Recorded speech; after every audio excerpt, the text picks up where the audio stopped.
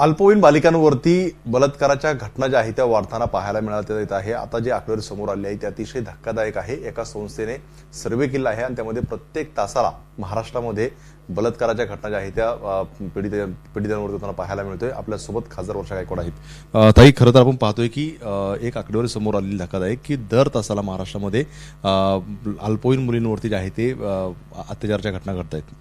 खरं तर दुर्दैवाने आता मी बघतो की महाराष्ट्रामध्ये ज्या तऱ्हेने मग नरसापूर असेल किंवा नरसापूरच्या नंतर 5 तारखेला पुन्हा पुण्यामध्ये जे पर्वतीमध्ये 9 वर्षाच्या मुलीवरती लैंगिक अत्याचार झाला आणि आपण बघतोय की महाराष्ट्रामध्ये प्रत्येक घंट्याला एक मुलगी जी आहे ती लैंगिक अत्याचाराला म्हणजे अल्पवयीन मुली जी आहे ती लैंगिक अत्याचाराला बळी पडत आहे। ही खूप म्हणजे विचार करायला आणि मोठ्या प्रमाणामध्ये महाराष्ट्राला जी आहे ती काळीमा फासणारीची घटना आहे। महाराष्ट्र ज्याला आपण सगळ्यात सुरक्षित राज्य म्हणायचो, महाराष्ट्र जे प्रगत आणि पुरोगामी राज्य म्हणायचो, त्याच्यावरती हा मोठा प्रश्नचिन्ह निर्माण झालेला आहे। खरं तर मी बघते की मागील काळापासून आम्ही सातत्याने या विषयावरती बोलतो आहोत। आम्ही केंद्र सरकारला जाऊन सुद्धा त्या ठिकाणी म्हणणं मांडलं की दोन्ही विधिमंडळाने जो कायदा मंजूर केलेला आहे, एका ठिकाणी तुम्ही सांगता डबल इंजिन सरकार आहे, एका ठिकाणी तुम्ही सांगता की आमचं केंद्रामधलं सरकार आणि आम्ही खूप एफिशियंट आहोत। मग असं असताना आपण बघतो आहोत की शक्ती कायदा जो आपला 3 वर्षापासून महामहिम राष्ट्रपतींच्या सहीसाठी त्या ठिकाणी थांबलेला आहे, तो त्वरित सही करून आला ना तुम्ही। कारण त्याच्यामध्ये टाइम बॉन्ड पद्धतीने चार्जशीट कधी केली पाहिजे, हिअरिंग कधी केलं पाहिजे आणि कसं तऱ्हेने लगेच त्याला सजा मिळाली पाहिजे असं पूर्ण त्या कायद्यामध्ये जे आहे ते अभ्यासपूर्ण नियोजन त्या कायद्यामध्ये करून विधिमंडळात हा कायदा एक मताने मंजूर केलेला आहे। त्यामुळे कायद्याची जोपर्यंत तुम्हाला त्या ठिकाणी म्हणतात ना की अंमलबजावणी कडकपणे होणार नाही, कठोर कायदे होणार नाही, तोपर्यंत हे गुन्हे थांबणार नाहीत। एक तर मला असं वाटतं की कुठे ना कुठे जो गृह विभागाचा दरारा होता किंवा पोलिसांचा जो दरारा होता कुठेतरी ते कमी पडलेला आहे। आता मोठ्या प्रमाणामध्ये जे आहे त्यांच्याबद्दल जी भीती होती ती कमी झालेली आणि गुंड सर्रासपणे आपण बघतो की या एका वर्षामध्ये किती मुलींना त्याच्यामध्ये न्याय मिळाला। आपण बघतो की ज्या वेळेला ह्या कन्व्हिक्शन रेट आपण काढतो त्यावेळी आपल्याला लक्षात येतं की 27 पॉईंट पण नाही आहेत। मग अशा वेळेला जर मुलींना न्याय मिळणार नसेल, त्याचा निकाल जो लागतो त्याच्यामध्ये मुलींना जर जे आपल्याला अपेक्षित आहे की मुलींना न्याय मिळावा ते मिळणार नसेल तर मग प्रश्न आहे। एका संस्थेने सर्वे केला आहे, त्यात म्हटलेलं आहे की सरकार मोठ्या घोषणा करतं, फास्ट ट्रॅक कोर्टचं करतं, मात्र 1 वर्षामध्ये अशी एकही घटना नाही का ती फास्ट ट्रॅक कोर्ट जाऊन त्याला नाही मिळालाय। तेच तर सांगते, फास्ट ट्रॅकच्या सांगता आता परवा मी एक स्टेटमेंट टाकलं की पेरोल आम्ही त्या ठिकाणी संदर्भामध्ये कायदा केला पाहिजे, ते पेरोल बाहेर नाही निघाले पाहिजे। अरे शक्ती कायद्याची अंमलबजावणी करा, या कायद्याची अंमलबजावणी करून त्या ठिकाणी तुम्ही अशा करा की बाबा इतक्या आता तुम्ही बघा काही देशांच्या बाबतीमध्ये आपल्याला दिसतं की त्या ठिकाणी मोठ्या प्रमाणात चोरी होत नाही, महिलांच्या बद्दल अत्याचार होत नाही। याची कारणं काय? तिथले कायदे एवढे कठीण आहेत की त्या ठिकाणी गुन्हेगार विचार करण्यापूर्वी की मला याचे काय परिणाम भोगावे लागतील। आपल्याकडे दुर्दैवाने असं झालेलं आहे की सातत्याने आपण बोलतोय, म्हणजे तुम्ही विचार करा आपण कोणत्या गोष्टीबद्दल बोलतोय। एका तासामध्ये 1 मुलगीचं लैंगिक शोषण होते, हे आपल्या दृष्टिकोनातून किती चिंतेची बाब आहे। मुली ज्यावेळी बाहेर येतात, आता मुली शाळेत जर सुरक्षित नसतील, मुली जर शेजारी पाजारी सुरक्षित नसतील तर असं वातावरण आपल्याला महाराष्ट्रामध्ये अपेक्षित आहे का? आणि याच्यावर नैतिकपणे बोलण्याचा राज्याच्या मुख्यमंत्र्यांना अधिकार तरी आहे का? खरं तर मी सातत्याने एक गोष्ट मागणी करते, मागील 2 वर्षापासून मी एका गोष्टीची मागणी केलेली आहे की या राज्याला एक स्वतंत्र गृहमंत्री द्या ना। मुख्यमंत्री महोदयांकडे किती खाती आहेत? खरं तर मी बघितलं की ते भ्रष्टाचाराचे आरोप होतात, की ते मोठ्या प्रमाणामध्ये असफल असतात, प्रत्येकमध्ये काहीसं मी सांगितलं की मोठ्या योजनामध्ये फेल होतात, पण कोणी त्या ठिकाणी राजीनामा देत नाही। मी रेल्वे मंत्र्यापासून महाराष्ट्राच्या मंत्र्यापर्यंत बघते, दुर्घटना होतात, कोणी त्याची जबाबदारी सुद्धा घेत नाही। या सरकारमध्ये कोणी जबाबदारी घेणार आहे का? हा माझा पहिला प्रश्न आहे।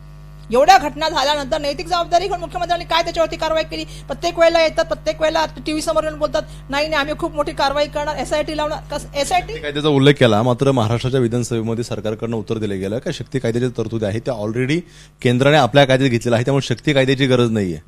असं आहे की शक्ती कायदा ज्यावेळी तयार केला होता त्यावेळी त्या कायद्यासंदर्भात काय काय तरतुदी केल्या पाहिजेत, कशा तऱ्हेने, कारण तसा कायदा फक्त तेलंगणा त्या काळच्या अजून एक मला वाटतं सरकारने केला होता आणि त्याच्या तऱ्हेने आपल्याला कायदा करताना कशा तऱ्हेने चौकटीबद्ध पद्धतीने केला पाहिजे पूर्ण स्टडी झाली होती।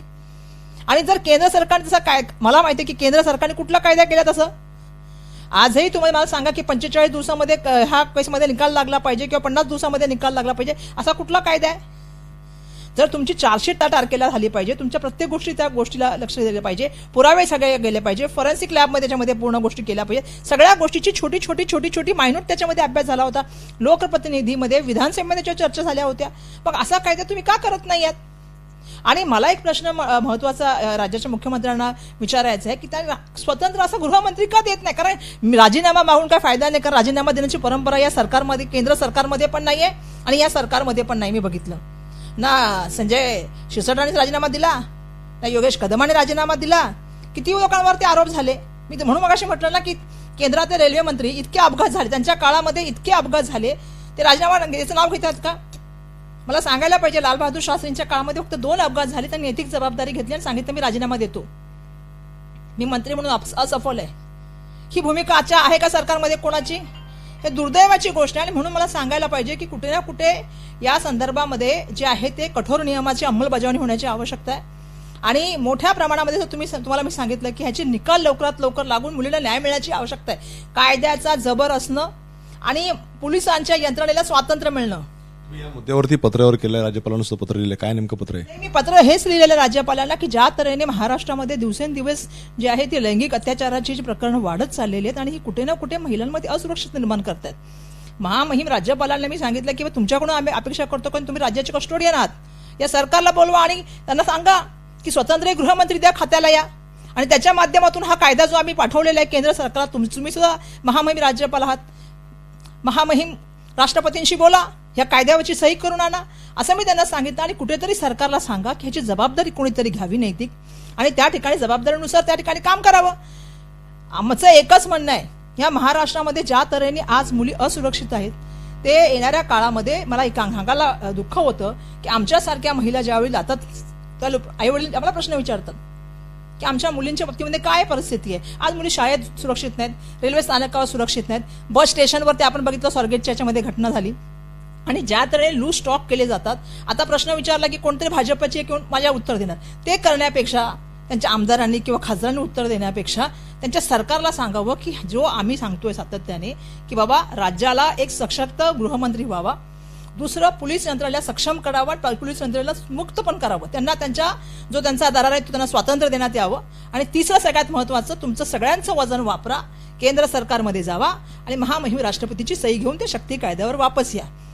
पे रोलवर बंद करा, हे बंद करा, ते बंद करा, आम्ही विरोधात नाही, करा, पण एकदा दिसू द्या. आज आपण बघा काही देशाबद्दल बोलतो की त्या ठिकाणी कुठे तिथे चोरी होत नाही, तिथे महिलांवर अत्याचार होत नाही. का होत नाहीत? तुम्ही काय करताय? महाराष्ट्राच्या मुख्यमंत्र्यांनी यातून आता बाजूला जाता येणार नाही, महाराष्ट्राच्या मुख्यमंत्र्यांना समोर न्यायचं उत्तर द्यावं लागेल की अशा परिस्थितीचे जबाबदार कोण असेल तर मुख्यमंत्री आहेत, कारण तुमच्याकडे गृह खातं आहे. आणि आज जी कायदा सुव्यवस्थेची परिस्थिती ढासळलेली आहे, त्या कायदा सुव्यवस्थेच्या ढासलेल्या परिस्थितीला तुम्ही जबाबदार आहात, असं माझं म्हणणं आहे, एक महिला म्हणून आणि महिला लोकप्रतिनिधी म्हणून. अगदी पाहतोय आपण की यालाच सगळे जबाबदार जे आहेत ते मुख्यमंत्री आहेत आणि राज्याला नवीन वेगळे जे आहे ते गृहमंत्री द्यावा अशी मागणी सुद्धा वर्षा गायकवाड केली पाहायला मिळते. राजू सोने, एबीपी माझा, मुंबई. एबीपी माझा, उघडा डोळे बघा नीट.